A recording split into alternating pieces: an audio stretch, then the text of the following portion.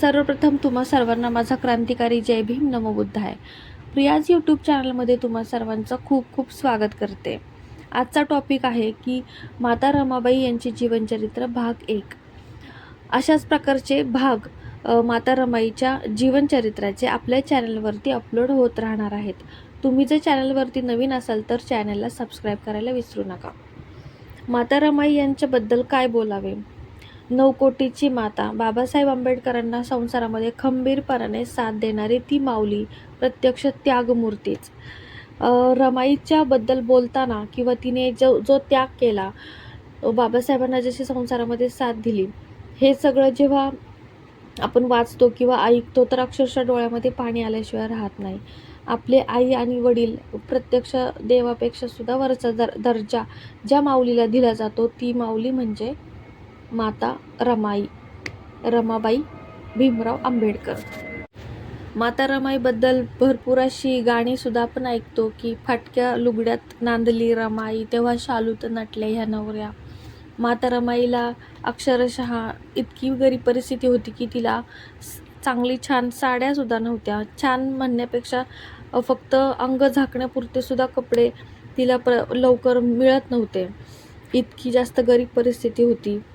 बाबासाहेबांना अशा परिस्थितीमध्ये सुद्धा तिने कष्ट करून त्यांच्या शिक्षणासाठी मदत केली, त्यांच्या संसारामध्ये मदत केली, म्हणजे आपली मुलं बाळं सांभाळली, घरातल्या सर्वांना तिने आधार दिला.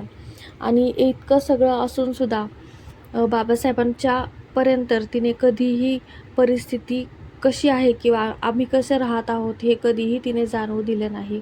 उलट बाबासाहेबांना त्या धीर द्यायच्या की साहेब तुम्ही काही काळजी नका करू, आम्ही इथे सगळे व्यवस्थित आहोत. तर अशा माऊलीबद्दल, अशा माऊलीचं जीवनचरित्र शब्दामध्ये त्या सर्वाची बांधणी करणं म्हणजे फार अवघड गोष्ट आहे.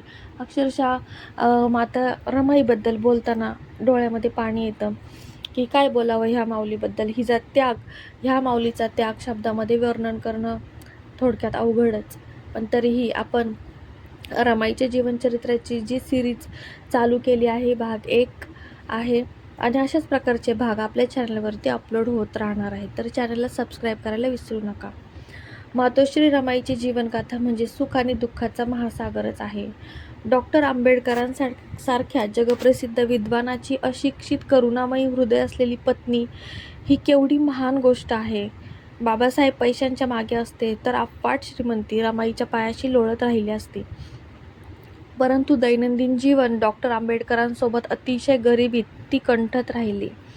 ह्या महान माऊलीच्या अनंत उपकाराचे ऋण फेडणे म्हणजे अशक्यच आहे. तरीही आपण ह्या व्हिडिओमार्फत ह्या तिच्या रमाईच्या जीवनचरित्रामार्फत त्यांना श्रद्धांजली अर्पण करण्याचा थोडक्यात आपण प्रयत्न करत आहोत. चला तर मग आपण व्हिडिओला सुरुवात करूया. माता रमाईचे जीवनचरित्र हे आपण त्यांच्या जन्माच्या आधीचीही थोडीशी गोष्ट किंवा त्यांचं चरित्र आपण या व्हिडिओमध्ये घेणार आहोत. भिकू धुत्रे, दापोलीजवळील वणंद गावचा. गावाच्या नावावरून त्यांना वणंदगावकर असेही म्हणत. तसा वणंदगाव म्हणजे 100-200 उंबरठ्याचा गाव. गावात साऱ्या जाती जमातीची घरं घालून दिलेल्या पायरीप्रमाणे एकमेकांसाठी राबायला आणि एकमेकाला पायरीप्रमाणे राबवून घ्यायला सदा तत्पर अशी तिथली माणसं. तिथलाच हा भिकू धोत्रे. दिसायला असा तसाच पण गोरा गोमटा. कष्टानं शरीर थोडं काळवंडल्यासारखं, पण धोतर शर्ट अशी कोकणातल्यासारखी साधी राहणे. त्या काळच्या जुन्या प्रथेप्रमाणे भिकू धोत्रेचं लग्न बालपणीच वणंदगाव जवळच्या पाड्यातील रखमाशी झाले होते. त्याची माघारीन रखमा दिसायला सुंदर, लिंबासारखी गोरी गोरी पान, वागायला मधासारखी गोड गोड छान, संसाराच्या तापानं वाळलेली दिसायची. परंतु भिकूच्या प्रचंड गाडा प्रपंचाचा कष्टानं दक्षतेनं रेटत असे. साधंच जाडं भरडं लुगडं, साधी चोळी, हात भरून मात्र काचेच्या बांगड्या, गळ्यात मंगळसूत्र, मणी, काळी पोत, कपाळावर पै एवढं शोभिवंत कुंकू. रखमा अत्यंत समजूतदार बाई होती. तीही कष्टात जन्माला आली होती. कष्ट करावे मन लावून, नवऱ्याचा संसार करावा, स्वच्छ राहावे, स्वच्छ जगावे, पोराबाळांनाही हेच इज्जत आणि अब्रूचं वळण लावावं. कोणाच्या अध्यात पडू नये, कोणाच्या मध्यात पडू नये अशा संस्कारात ती वाढली होती. ती नेकीनं जगली होती, रुबाबानं पण अदबीनं वागली होती. तेच वळण आपल्या लेकरांना लावावे यासाठी ती धडपडत होती.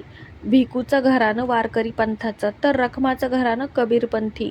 संतांची ही घराणी चालवणारी अनुयायी मंडळी म्हणजे भिकू रखमाच्याच महार ज्ञातीतील सारी होती. भिकू रखमाचं होतं चंद्रमौळी घरच, पण म्हणतात ना, घराची कळा अंगण सांगतं.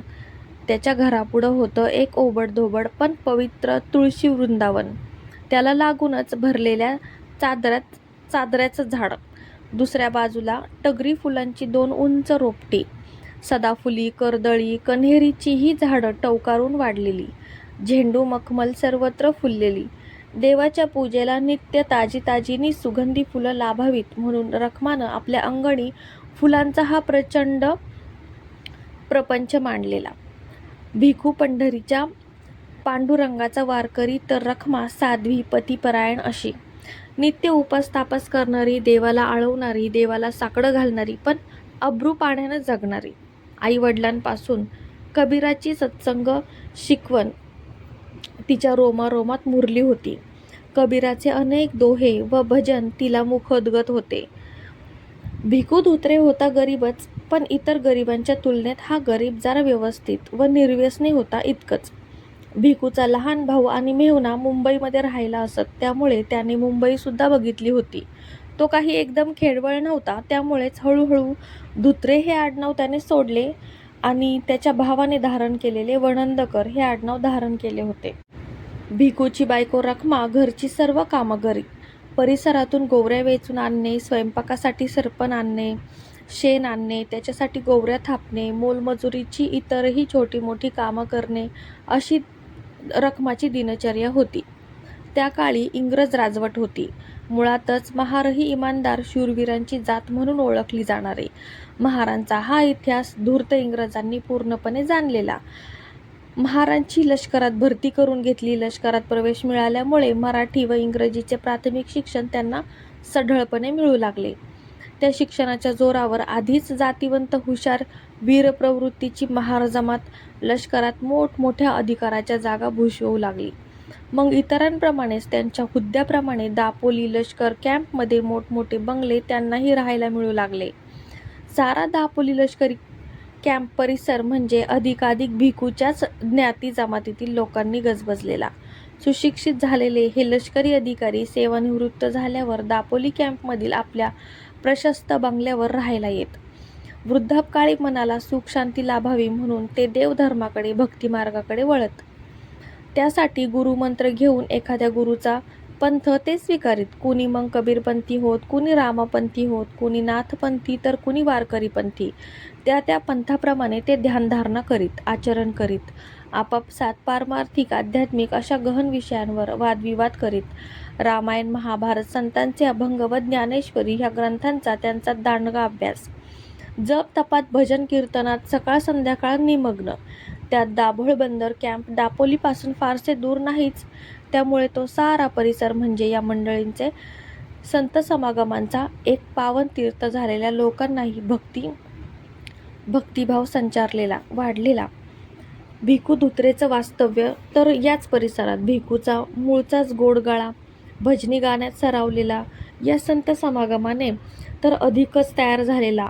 कॅम्प परिसरातील वारकरी भजनाचा, त्या मंडळाचा भिकू म्होरक्या होता.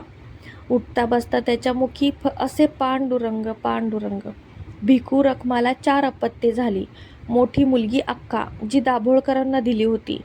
तिचं नीट चाललं होतं. डोक्यावरून एक ओझं उतरलं होतं. आता उरली 3 मुलं. रमा मोठी होती, गौरा तिच्याहून लहान आणि सर्वात लहान होता शंकर. रमाईचा जन्म इसवी सन 1898 साली झाला. निर्धन, संस्कार संपन्न आईबापाच्या पोटी अनुपम रूप संपन्न अर्भक जन्माला आलं. भिकूचा आनंद मनात मावत नव्हता. आपल्या गरिबाच्या चिखलात सुगंधी कमळ उमलण्याचा भास झाला. बारशाच्या दिवशी त्या गोंडस मुलीचे नाव रामी असे ठेवण्यात आले. भिकू धोत्रेने मोठ्या उत्साहाने सर्वांना साखर वाटली. एक दिवस आनंदात असा भिजून चिंब होऊन चाललेला. रखमा भिकूच्या चंद्रमौळी घरामध्ये रामीची चंद्रकोर कलेकलेने वाढीस लागली. रामी आता स्वतःच्या पायावर चालू लागली होती. 1-2 पावलं टाकीत दुडदुड धावू लागली होती. गोड गोड मंजूळ बोबडे बोल बोलू लागली होती. ते बोल कौतुकाने ऐकत राहताना रखमाचे मन तृप्त होई. भिकू बापाचं काळीज आनंदाने फुलून जात होते. अलीकडे कधीमधी अक्काच्या पाठीवर सुद्धा भिकू रखमाचा मायेना ओथंबलेला हात फिरत होता. अक्काला तसल्या मायेची आता जरुरी नव्हती. त्याची जाणीव आईबापाला वेळीच झाली होती. रामी बरोबर तिचेही लाड कौतुक करीत असे. आपल्या या लाडक्या मुलींवर जीवापाड माया करणं हाच त्या दाम्पत्याचा एक विरंगुळा होता. 2 वर्षांनी रामीच्या पाठीवर आणखी एक मुलगी झाली. तिचे नाव गौरा. ह्या 3ऱ्या बाळंतपणानंतर मात्र रखमाची प्रकृती अतिशय बिघडली. तिची अन्नावरची वासनाच उडाली. पिवळी धमक रखमा आता पांढरी फटक दिसू लागली होती. अंगात त्राण नसल्यासारखं तिला वाटायचं. भिकूला रखमाची ही लक्षणं काही बरी दिसत नव्हती. त्यामुळे काळजीने तो सैरभैर झालेला, बेचैन झालेला. एकदा तर रखमा घरातल्या घरात चालता फिरताना एकदम कोसळली, बेशुद्ध पडली. आरडाओरडा झाले. अक्का, रामी रडू लागली. शेजारी पाजारी जमले. कुणी रखमाच्या तोंडावर पाणी मारू लागले, कुणी कांदा फोडून नाकाला लावला. भिकूने गावच्या वैद्याला बोलवून आणले. वैद्याने रखमाला तपासले आणि काही औषधं दुकानातून आणायला सांगितले आणि त्यानंतर संयमानं राहण्याचा सल्लाही दिला. 3-4 महिन्यातच योग्य औषधोपचारामुळे तिची प्रकृती पूर्वीसारखी सुदृढ झाली. गौराच्या जन्मानंतर रखमाला पुत्ररत्नाचा लाभ झाला. परिवारात अत्यानंद झाला. मुलाचे नाव शंकर ठेवण्यात आले. परंतु या 4थ्या बाळंतपणापासून रखमाची प्रकृती पुन्हा खालावली. सरकारी दवाखान्यातही औषधोपचार करण्यात आला. आहार-विहाराकडे नियमित लक्ष देण्यात आले. प्रयत्नांना यश आले. रखमाच्या प्रकृतीमध्ये सुधारणा दिसू लागली. काळ पुढे धावत होता. जातीरिवाजानुसार थोरली मुलगी अक्कास नात्यातल्याकडून लग्नाची मागणी आली.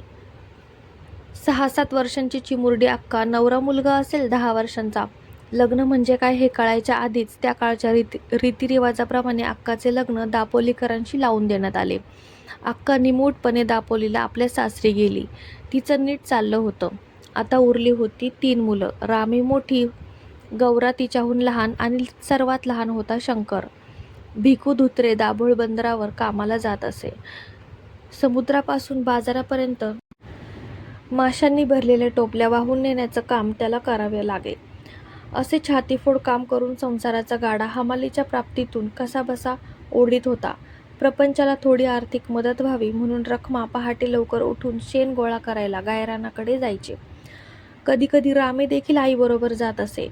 जमविलेल्या शेणीच्या गोवऱ्या थापून त्या उन्हात वाळवायच्या आणि विकून आलेल्या पैशाने बाजारातून सांजेला लागणाऱ्या वस्तू आणायच्या. त्यामुळे साहजिकच भिकूच्या गरिबीच्या प्रपंचाला थोडा हातभार व्हायचा. रखमाचा रामीवर फार जीव होता. ती सारखी रामी रामी करीत राहायची. घरकामात तिला रामीची फार मदत होई. झाडझोडणीपासून, पाणी भरण्यापासून तर अंगणात सडा व घर सारवण्यापर्यंत सारी कामं रामीच करीत होती. ती खूप कष्टाळू होती. लहान वयात सारं घर आवरत होती. रखमानं खूप कष्ट उपसले. जीवाची पर्वा केली नाही, देहाची पर्वा केली नाही. त्यामुळे खंगत गेली. बायकोच्या आजारात भिकू आतून खचला होता, पण वरून तसं दाखवत नव्हता. छातीफोड कामामुळे त्याला छातीत दुखणं जडलं. एके दिवशी बंदरात टोपल्या वाहता वाहता रक्ताच्या उलट्या झाल्या. तो आपले दुखणं बायकोला सांगत नव्हता, पण रखमाला सारं दिसत होतं. नवऱ्याच्या चिंतेत ती आतून पोखरत जात होती. ती भिकूला म्हणायची, तुमचा जीव माझ्या परास भारी. तुम्ही साऱ्यांचं पोशिंदे. तुम्ही बरं तर आमचं बरं. उद्याच डॉक्टराकडं जावा, माझी शपथ, तरच मला बरं वाटेल. रखमानं आता अंथरूण धरलं. तिचा ताप सारखा वाढतच होता. मुंबईला तिच्या भावाला आणि दिराला निरोप पाठवला. खबर मिळताच ते आले. रामी सारं घर आवरत होती. भावांचा सांभाळ करीत होती. वडिलांचीही सेवा करीत होती. हे बघून रखमाचं हृदय वत्सलतेने अधिकाधिक भरून येत होतं. वत्सलता भावूक होऊन डोळ्यांवाटे वाहू लागे. रखमाची शुद्ध हरपत चालली होती. बोलताना अडखळत होती. रामीला एकटक बघत तिच्या डोक्यावरून प्रेमाचा हात फिरवला. इतक्यात मुंबईचा भाऊ व दीर आले. सारी शक्ती एकवटून ती भावाला म्हणाली, भाऊ, ही पक्षीण निघाली रे उडून. तिची चिमणी पाखरं आता तू सांभाळ. तू आता. रखमाला अधिक बोलवेना. भाऊ डोळ्यात पाणी आणून शपथपूर्वक बोलला, अक्का, पंख न फुटलेल्या तुझ्या चिमण्या पाखरांची मी कधी वरात होऊ देणार नाही. त्यांचं सगळं मी करीन. भाऊजीच्या वझ्याला मी नेहमीच हातभार लावीन. हा घे हात, तुझी शपथ. भावानं अक्काच्या हातात हात दिला. भावाकडे पाहून रखमा आनंदाने बोलली, भाऊ. आणि रखमाची मान खचकन खाली बाजूला कलती झाली. तिचा भाऊ जोरात ओरडला, आई. रामीची, गौराशंकरची आई त्यांना सोडून गेली. रामीला त्या साऱ्यांची आई हो म्हणून सांगून गेली. थोरला दीर शोकविवळ होऊन रडू लागला. साऱ्या भावाबंधांचे डोळे पाणावले. आया बाया रडू लागल्या. दवाई घेऊन भिकू आला. पत्नीच्या निष्प्राण कलेवराकडे पाहून आतड पिळवटून मोठ्यानं हंबरडा फोडला, अरे माझ्या देवा, पांडुरंगा, काय केलंस हे. आणि वीज पडल्यासारखा झाडासारखा जागच्या जागी कोसळला. जळता कापूर नाहीसा व्हावा तशी ती अनंतात विलीन झाली. आईच्या मृत्यूचे गौरा व शंकरला काही विशेष वाटावे असे त्यांचे वय नव्हतेच. रामीला व या दुःखाचा अर्थ कळत होता. आईने सांगितलेलं सारं सारं आठवत होतं. यापुढे आईची उणीव तिला भरून काढायची होती. सर्वांचीच आई व्हायचं होतं. तिने आपली आसवे पुसली. दुःख गिळून ती सर्वांना सांभाळू लागली. पहाडासारखा अचल भिकू एखाद्या वेलीसारखा उद्ध्वस्त झाला. त्याचा शोक काळजात मावत नव्हता. रखमा, रखमा अशी त्याची आर्त किंकाळी त्याच्या झोपडीमध्ये कितीतरी वेळ घुमत राहिली. दररोज भल्या पहाटे उठून घरापुढच्या तुळशी वृंदावनाजवळ बसून देवाला आठवीत होता. मगच तो आपल्या नेहमीच्या पोटाच्या उरफोड कामावरती जात. त्याची अस्तुरी अर्ध्या संसारातून उठून मृत्यूला प्रिय झाली. भिकू चक्रवाळ पक्षाप्रमाणे विव्हळत होता. पाण्याविना तरफडणाऱ्या माशाप्रमाणे व्याकुळ झालेला होता. वेडापिसा झाला होता. तोंड आहे म्हणून खात होता. हातपाय आहेत म्हणून चालत होता. मरता येत नाही म्हणून जगत होता. त्यात 3 मुलांची जबाबदारी, बोझ. त्यामुळे भिकू अधिक खचला होता. संकटांनी पिसला होता. निष्प्रभ झाला होता. बंदरावरील डोईवर टोपल्या घेऊन धावण्याचं काम आता त्याला रेटत नव्हतं. पण निर्वाहासाठी, मुलांच्या पालनपोषणासाठी छातीत दुखत असूनही धावावं लागत होतं. आणि हे सारं सारं दुःख विसरण्यासाठी, मनाचं समाधान करण्यासाठी देवाला आळवीत होता. आळवून झालं की पत्नीच्या आठवणीनं धाय मोकलून रडत असे. त्याच्या ध्यानी, मनी, स्वप्नी सदैव रखमा होती. रडून रडून दुःख हलकं करू पाहत होता. एकदा भिकू असाच हुंदके देत रडत होता. आपल्या प्राणप्रिय पत्नीची आठवण काढून अगदी उन्मळून स्पुंदत होता. त्याच्या अश्रूंना खंड नव्हता. त्याची लाडकी लेक त्याच्या पाठीमागून येऊन हळूच त्याच्या पाठीवरती पडून त्याचे वाहणारे अश्रू पुसू लागली आणि म्हणाली, बाबा, तुम्हीच असं रडू लागल्यावर आम्ही कच्च्या बच्च्यांनी काय करावे. आम्ही सुधीक या आगीत पळून निघालोय. असं रडून का आमची आई आता परत येणार आहे. असं रडून का आपणाला कोणी 4 खायला देणार आहे. असं रडण्यापरास जे पडलंय ते उठून सावरलं पाहिजे. आई मला म्हणायची, रामे, माणसानं रडत बसू नये. दुःख गिळून हसत मुखानं जगायला शिकलं पाहिजे. रामे, तुझे किती ग हे शहाणपण. या शहाणीचं मग ऐकलंच पाहिजे. मग डोळे पुसा, न्याहारी करा आणि हसत हसत कामाला जावा बघू. रामीला कुरवाळत भिकू बोलला, चिमुकला जीव, पण आभाळा एवढं तुझं शहाणपण. यावेळी रामी 8 वर्षांची, गौरी 5-6 वर्षांची आणि शंकर 4 वर्षांचा होता. एवढीशी लहान रामी घरातली लहान सहान सारी कामं लहानशा हातांनी उचलत होती. बाबांच्या कोसळलेल्या चंद्रमौळी घराला चिमुकल्या बाहूवर पेलून धरून पाहत होती.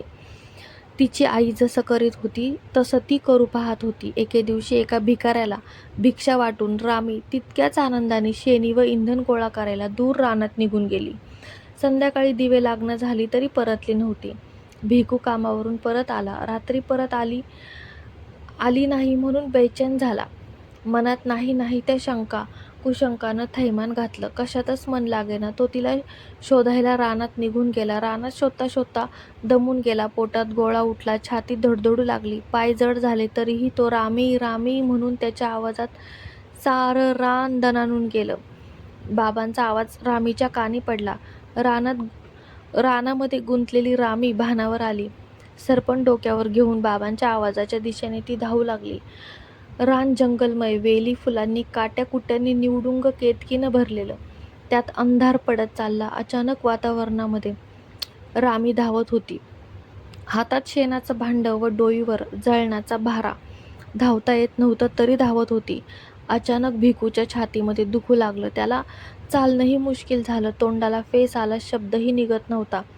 बाचा आवाज येत नाही म्हणून रामी घाबरली. भिकूबरोबर आलेल्या सहकाऱ्यांच्या आवाजावर ती तेथे आली. बघते तर तिचा बाबा शुद्ध विसरून जमिनीवर आडवा पडलेला. थोड्या वेळात काहुली दबल्यावर शुद्धीवर आला. हात धरून रामीनं उठवलं. सावरत चालवत घराच्या वाटेनं सर्वांनी हळूहळू आणलं. त्याला रस्त्यातच रक्ताची ओकारी झाली. पुन्हा छातीत असह्य दुखू लागलं. डोळ्यांपुढे अंधारी आली. त्याला कसाबसा अंगणात आणून ठेवला आणि सगळीकडे पाहत भिकूने प्राण सोडले. रामी तडफडून रडत होती. आक्रंदून रडत होती. घडू नये ते अकल्पित घडलं होतं. ह्या दुःखातही रामीनं स्वतःला सावरलं. भावंडांना धीर दिला. शेजारी पाजारी म्हणत होते, देवा, ह्या पोरक्या पोरांचं पुढं कसं होणार. दोन मरणांनी तिच्या खेळण्याच्या वयात तिला पोखरले, अंतर्मुख केले. ती लहान वयात प्रौढ झाली, गंभीर झाली. दोन्ही हातांनी तोंड झाकून एवढंच म्हणाली, लहानपणी कोणाचेही आईबाप मरू नयेत. मुंबईवरून रखमाचा भाऊ गोविंदपूरकर व भिकूचा भाऊ धुत्रे आला. अंत्यसंस्कार आटोपला. तेथे ते 4-5 दिवस थांबले. सर्व गोष्टींची सोय लावली आणि मुलांना घेऊन ते मुंबईला गेले. जाताना गौराच्या मैत्रिणी जमल्या, शंकरचे सोबती जमले, रामीच्या बरोबरच्या मुली जमल्या. पोरांना सांभाळा असे शेजारी पाजारी, ज्ञातीसंबंधी म्हणाले. सर्वांनी प्रेमाचा निरोप दिला. धुत्रे काकासोबत आणि गोविंदपूरकर मामांच्या सोबत मुलं मुंबईला जायला निघाली. लहानपणाला रांगू देणाऱ्या व वणंदगावकर यांचा जीव गुंतला होता. पावलं उचलत नव्हते. आपण कुठे जात आहोत हे समजत नव्हतं. तरीही त्यांच्या संग एकरूप होऊन भिरभिरत्या नजरेनं वणंदगाव डोळ्यात साठवून मुंबईच्या दिशेनं जात होते. पुन्हा मग परतून पाहत होती.